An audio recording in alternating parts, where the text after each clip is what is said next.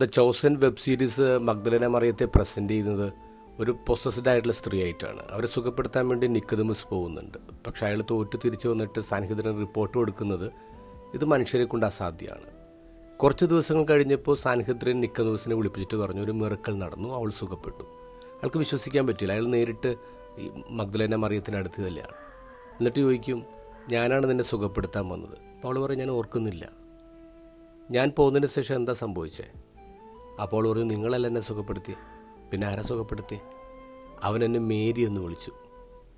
എന്നിട്ട് പറഞ്ഞു ഞാൻ അവൻ്റെ ആണെന്ന്. And I am redeemed. Nicodemus ചോദിച്ചു, അപ്പോൾ അതങ്ങനെ ശരിക്കും സംഭവിച്ചു? അങ്ങനെ സംഭവിച്ചു. അപ്പോൾ അവൻ്റെ പേരെന്താണ്? എനിക്കവൻ്റെ പേരറിയില്ല.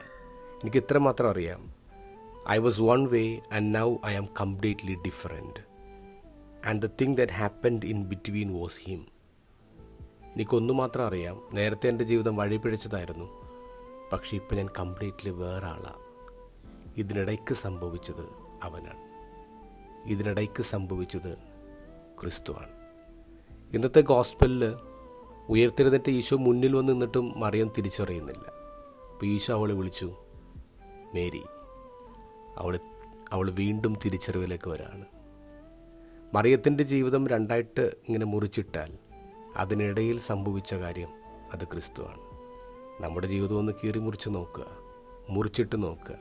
നമുക്കും പറയാൻ പറ്റുമോ, the thing that happened in between is him. അത് ക്രിസ്തുവാണ്.